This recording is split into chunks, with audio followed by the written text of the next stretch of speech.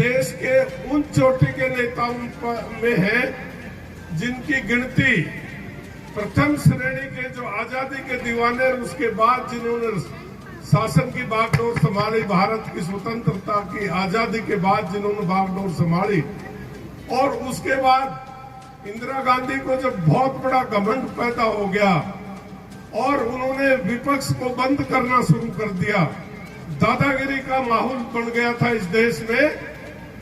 राज्यों के जो भी नेता थे जो विपक्ष में बोलते थे, उनको सबको बंद करना शुरू किया। तो उसके बाद जो सेकंड श्रेणी में आजादी की रक्षा के लिए जो महान हस्तियां तैयार खड़ी हुई और जिन्होंने इंदिरा गांधी से लोहा लिया, उनमें से एक थे सत्यपाल मलिक, दूसरे थे लालू प्रसाद यादव और मुलायम सिंह यादव और चंद्रशेखर जी।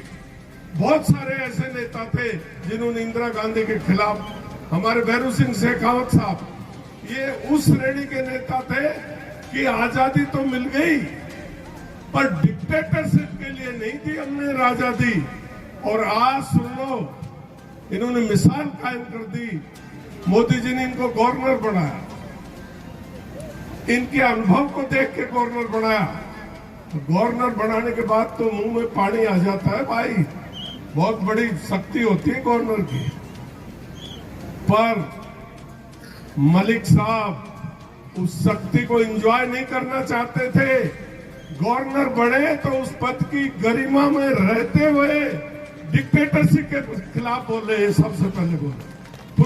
पुलवामा की बात आपने सुनी होगी, उसमें इनका बड़ा नाम आया। कोई हिम्मत नहीं कर सकता था कि मोदी जी को कोई सुझाव दे दे। इस देश में कोई ऐसा नेता पैदा नहीं हुआ। मैं आज नतमस्तक हूं, मैं मोटू का फतेहपुर की धरती को प्रणाम करता हूं कि आज ऐसे शख्स को बुलाया जिसने देश की आजादी के बाद